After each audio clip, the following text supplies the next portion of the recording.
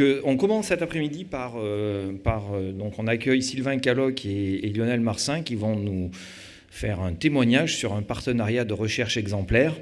Donc, la recherche est exemplaire, évidemment, le partenariat aussi, et le témoignage va l'être aussi. Voilà. Merci Philippe. À vous. Merci beaucoup. Bonjour à toutes, bonjour à toutes et à tous.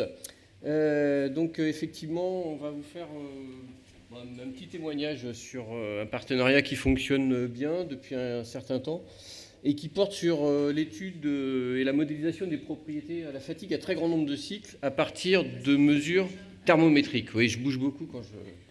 Bon. C'est bon ? Ouais, je vais essayer avec ça. Bien, alors, la mesure d'un partenariat exemplaire, hein, ça se mesure, je vais reprendre une citation que m'a apprise Shabnam, c'est à la fin de l'hiver qu'on compte les poussins, d'accord ? Et on n'est pas tout à fait à la fin de l'hiver, hein, donc voilà. Bien, alors, on vous a préparé une petite présentation donc en 3-4 parties, un petit préambule qu'on a intitulé « Hors des projecteurs », c'est-à-dire quelles sont les prémices à la mise en place d'une collaboration qui peut fonctionner, et puis des choses dont on parle peu, je trouve, pas assez. Ensuite, convergence, on aurait pu mettre aussi respect mutuel, intérêt mutuel. Et puis ensuite, on parlera donc de différents cadres de collaboration qu'on a utilisés, le groupe Safran et donc l'IRDL, pour mener à bien tous ces projets. Voilà, alors je commence par le préambule. Hors des projecteurs, ça marche pas très bien, ça. Voilà. Donc, ou la partie immergée de l'iceberg. Donc la première chose pour mener à bien des collaborations, c'est de s'appuyer sur une équipe de recherche. Donc là, aujourd'hui, il y a Lionel et moi, mais en fait, il y a plein de collègues derrière, et que j'en profite pour les citer. Je ne m'en sors pas avec ça. Donc voilà un certain nombre de collègues qui travaillent quotidiennement sur les projets dont on va un petit peu parler cet après-midi. Je passe vite, hein. Deuxième point qui est extrêmement important, c'est un vivier de recrutement. Ça, c'est pareil, c'est des choses dont on ne parle pas beaucoup, pas assez, je trouve, en particulier dans nos établissements. Là, je donne juste un exemple. Vous verrez nos activités s'inscrivent dans le cadre d'une chaire industrielle ANR. Dans le cadre de cette chaire, il y a 8 thèses en cours, il y a 8 thèses d'effectuer. Et les 8 doctorants qui ont été embauchés sur ces thèses ont été formés donc, à l'ENSTA, site de Brest. Donc c'est important d'avoir un vivier pour recruter des jeunes, et puis des jeunes qui évidemment sont extrêmement importants pour le bon déroulement de ces projets. Troisième point dont on parle peu, je m'en sors vraiment pas, je suis désolé. Ça répond une fois sur 3. Donc un partenaire industriel. Et là, je vais garder la parole. Juste quelques mots sur le fait que partenaire industriel important, donc tout le monde connaît Safran, et partenaire industriel qui, nous fait confiance, et accepte des temps de réponse assez longs sur des questions parfois très difficiles. Et ça fait partie des règles du jeu, et c'est accepté, et c'est quand même très, très agréable. Donc on a cette chance-là. Enfin, une école de pensée, pareil, chose importante pour mener à bien ce genre de projet. Donc vous verrez, on attaque les questions autour de la fatigue à grand nombre de cycles, voire à très grand nombre de cycles. Voilà. Donc sous l'angle de l'apport de la thermométrie, alors ce sera la seule équation de l'après-midi, mais c'est une belle équation qui a été écrite pour la première fois en 1963, qui s'appelle l'équation de la chaleur. L'équation de la chaleur, c'est ni plus ni moins qu'une réécriture du premier principe de la thermodynamique. Et qu'est-ce que nous dit cette équation de la chaleur ? Bon, elle est un petit peu difficile à résoudre, mais mis à part ça, elle nous dit que quand on regarde le système thermodynamique qu'on étudie est un matériau dans toute sa complexité. Cette équation nous dit que tous les mécanismes dissipatifs et tous les mécanismes de couplage thermomécanique présents dans le matériau ont un effet sur l'évolution de la température du matériau. Donc ça, c'est intéressant. Ça veut dire qu'à partir du moment où on va faire de la mesure de la thermométrie, eh bien, on sait que se cache derrière l'évolution de la thermique, de la température, eh bien, une signature de tous ces mécanismes présents dans le matériau. Bien, alors on va en profiter. Alors pour preuve, hein, je vous présente ici ce qu'on appelle le résultat d'un essai d'auto-échauffement. Donc on prend une éprouvette de fatigue, on applique des blocs de chargement cyclique. J'utilise une éprouvette. J'applique des blocs de chargement cyclique par amplitude croissante. On s'intéresse à de la fatigue à très grand nombre de cycles, donc on est sur des niveaux de contrainte, des niveaux d'amplitude de chargement qui sont en dessous de la limite d'élasticité du matériau. Pour les non spécialistes de matériaux, ça veut dire qu'a priori, on ne s'attend pas à avoir des mécanismes dissipatifs. Hein. Et on constate que bien qu'on soit en dessous de la limite d'élasticité, on tombe sur quelque chose qui est un peu paradoxal pour la théorie de l'élasticité, eh bien l'éprouvette prend de la température. Ah, ça m'agace.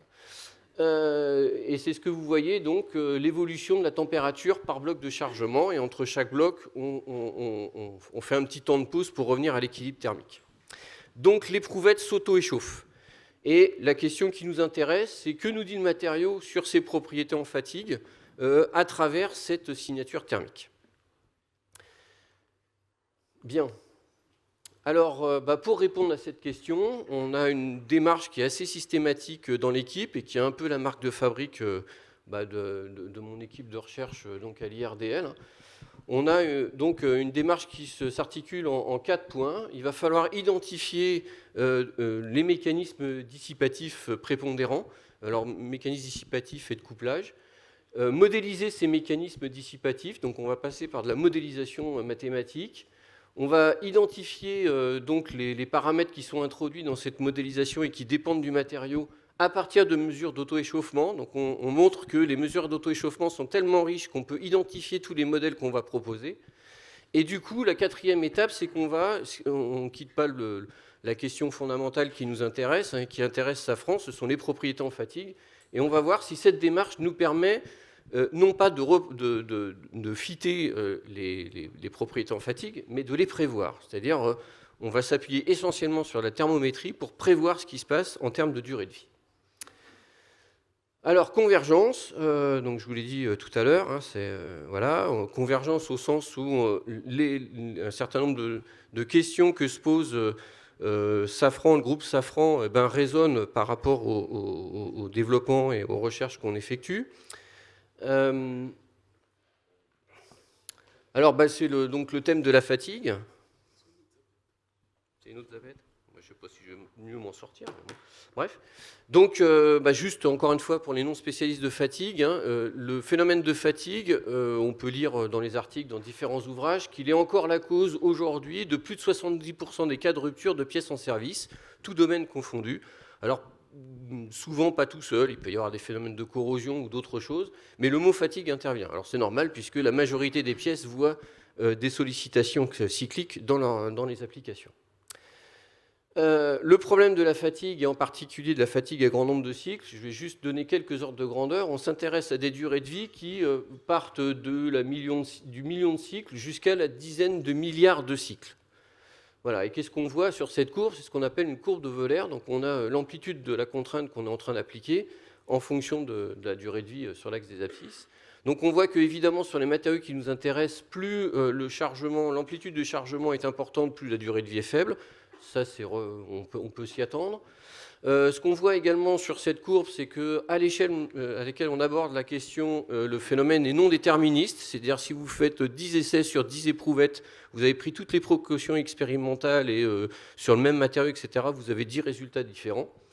Voilà. Et puis, autre problème pratique, c'est que si vous faites un petit calcul de coin de table pour voir le temps qu'il a fallu passer pour obtenir ce genre de résultat d'essai, donc il y a une trentaine d'éprouvettes. Si vous travaillez sur une machine, on va dire classique de fatigue à une centaine de hertz, il vous faut 3000 jours d'essai pour obtenir ce genre de résultat d'essai. Il existe des machines d'essai qui fonctionnent autour de 20 kHz. Ça vous demande quand même une quinzaine de jours d'essai. Bref, c'est un frein à l'acquisition de connaissances au niveau des propriétés en fatigue des matériaux. Bien, donc vous l'avez compris, la caractérisation des propriétés en fatigue est une activité qui est chronophage. C'est un phénomène qui est aléatoire, qui est important pour le dimensionnement des structures en service, quel que soit le domaine d'application et en particulier pour l'aéronautique. Et puis, par-dessus le marché, entre guillemets, hein, qui dépend d'un grand nombre de paramètres. Donc à chaque fois que vous vous dites je veux étudier l'influence de tel ou tel paramètre sur les propriétés, si vous vous y prenez de façon classique, hop, vous repartez sur des longues campagnes d'essais de fatigue. Bien, d'où la nécessité...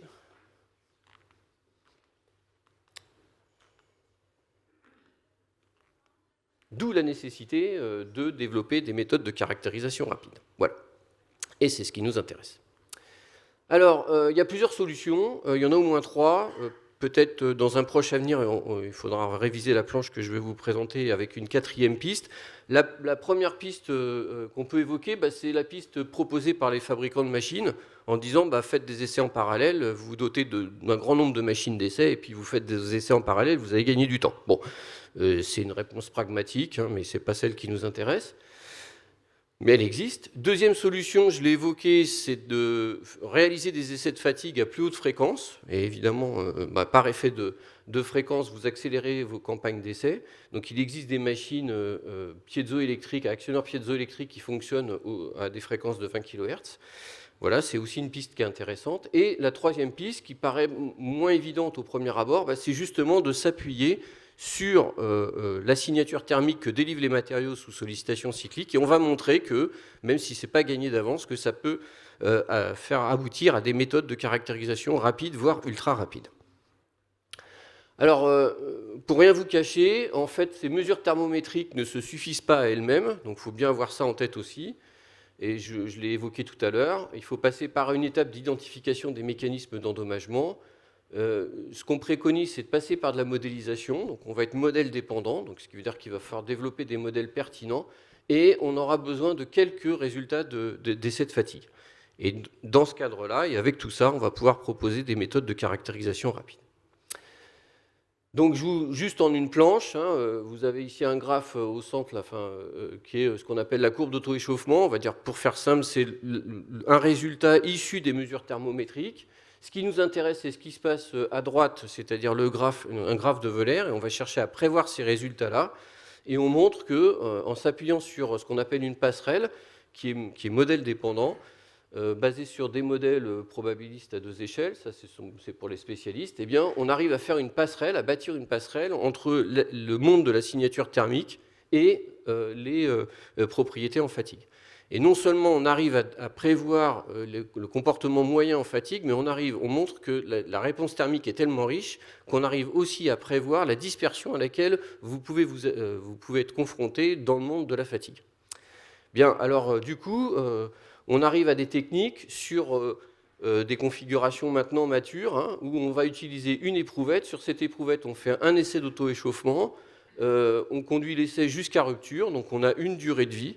Et à l'aide de ces résultats-là sont suffisants pour prévoir complètement la courbe de Wöhler. Bien, alors, ça c'était pour planter le décor. Profitez des cadres de collaboration avant que je passe la parole à Lionel. Nous disposons d'un grand cadre, d'un grand nombre de dispositifs, donc appel à projet et dispositifs de soutien à la recherche. Donc bon, tout le monde connaît ça, mais on les utilise tous couramment. Et donc je profite de ces planches pour remercier la NRT, on ne le dit pas assez, mais je trouve que c'est vraiment un dispositif qui fonctionne très très bien en France, donc qui gère tout ce qui est dispositif CIFRE. L'Agence nationale pour la recherche, on en a bénéficié dans le cadre du financement de la chaire industrielle. L'Agence Innovation Défense, pilotée par la DGA, l'Institut Carnot, par exemple à travers les projets de ressourcement, et puis évidemment les appels à projets au niveau de l'Union européenne. Lionel, je te passe la parole. Merci Sylvain. Donc du coup, on parlait de partenariat exemplaire. Donc un partenariat exemplaire, c'est un partenariat qui se construit dans le temps. Les collaborations avec l'IRDL dans le domaine datent d'un peu plus de 10 ans. Et il y a maintenant pratiquement 5 ans, le lancement d'une chaire ANR industrielle qui a permis de fédérer nos actions au sein de Safran, en collaboration avec l'IRDL, Naval Group et l'Institut Péprime sur cette thématique. Donc, Cette chaire a été structurée autour de 8 thèses. Donc 5 thèses ont porté sur les matériaux métalliques. Il y a eu la thèse notamment de Pierrick Lepitre qui s'intéressait aux aciers haute résistance pour des trains d'atterrissage, et en particulier sur l'intégrité de surface. La thèse d'Alexis Mion qui s'intéressait aux superalliages base nickel qui sont utilisés pour fabriquer des aubes de turbines. Donc là, on était sur des applications haute température et de durée de vie à très grand nombre de cycles. Donc il y a eu des avancées majeures qui ont été réalisées dans le cadre de cette thèse. La thèse de Théo CVD sur des aciers haute résistance pour arbres de turbine. Et donc là, pareil, on s'intéressait à la fatigue à très grand nombre de cycles. Et donc couplé auto-échauffement et VHF typiquement. Et après, on va retrouver donc la thèse d'André Casalin, qui a plutôt une thèse, on va dire, amont sur l'évaluation de l'apport des simulations sur agrégat pour améliorer la compréhension des mécanismes d'auto-échauffement. Et donc la thèse de Mathilde Renaud, qui était en collaboration avec Naval Group, qui visait à étudier l'influence de l'intégrité de surface sur la tenue en fatigue de pièces fabriquées par le procédé WAM. Ok. Et donc, côté composite, on avait 3 thèses. La première, c'était celle d'Ottavio Zimmermann, donc, qui s'intéressait aux problématiques de caractérisation hors plan et de compression sur des stratifiés unidirectionnels. La thèse de Vanessa, qui s'intéressait, elle, aux composites thermoplastiques, et donc injecter fibres courtes. Et donc la dernière, celle de Kilian, qui avait plutôt pour vocation d'étudier l'influence d'un endommagement type impact et son influence sur les propriétés en fatigue pour des matériaux stratifiés unidirectionnels. Donc, fort des résultats qu'on a pu obtenir dans le cadre de la chaire, on a souhaité pérenniser la collaboration, et ce qui a donc donné lieu à la mise en place d'un laboratoire commun, ICAR, pour l'étude, la modélisation et la caractérisation rapide des propriétés à la fatigue à grand et très grand nombre de cycles, des matériaux et des structures aéronautiques. Donc ce laboratoire commun a démarré cette année, en début d'année, en janvier, et il est lancé pour une durée de 5 ans. Donc les objectifs et l'ambition du laboratoire, comme je l'ai déjà dit, c'est vraiment de poursuivre le développement de ces approches et de ces techniques à la fois de caractérisation et de modélisation pour des matériaux d'intérêt Safran, donc pour des matériaux aéronautiques. C'est aussi de former des jeunes ingénieurs dans un cadre stimulant, donc ça nous permet aussi en tant que groupe Safran, d'avoir des potentielles ressources pour pourvoir des emplois chez nous, avec des personnes bien formées. D'impliquer aussi des élèves ingénieurs, donc ça c'est plus pour susciter des vocations auprès de nos étudiants, pour les intéresser au domaine de l'aéronautique. Comme vous savez, avec les questions sociétales, c'est aussi plus en plus difficile d'attirer des jeunes chez nous pour faire voler des avions, on va dire ça comme ça.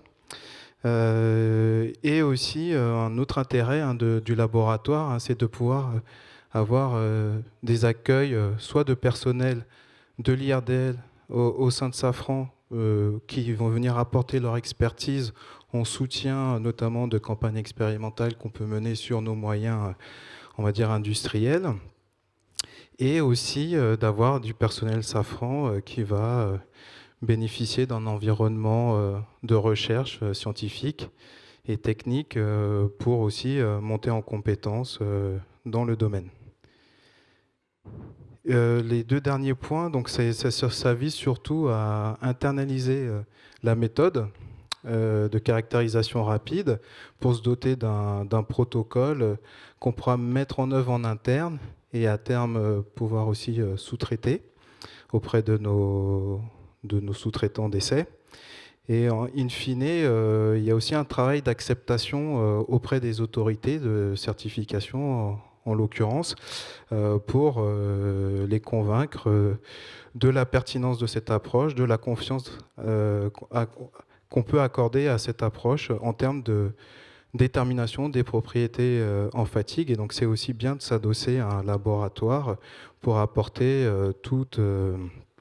on va dire, toute l'assise scientifique derrière cette méthode. Donc le laboratoire, pour faire vite, il est structuré de la manière suivante. Donc un axe transverse pour adresser les problématiques d'intégrité de surface, d'assemblage et de structure. Et un axe matériaux, donc, qui est classiquement organisé de la manière suivante avec les alliages métalliques, les composites à matrice organique et les composites à matrice céramique. Donc, comme je disais, ce laboratoire il a été lancé en début d'année, donc il ne part pas avec une vitesse initiale non nulle. Aujourd'hui, on a 6 tests CIVRE qui ont démarré ou qui vont démarrer d'ici la fin de l'année, et plus des actions de soutien que j'évoquais, hein, notamment la sollicitation de l'expertise de l'IRDL en accompagnement de campagnes d'essai en interne Safran.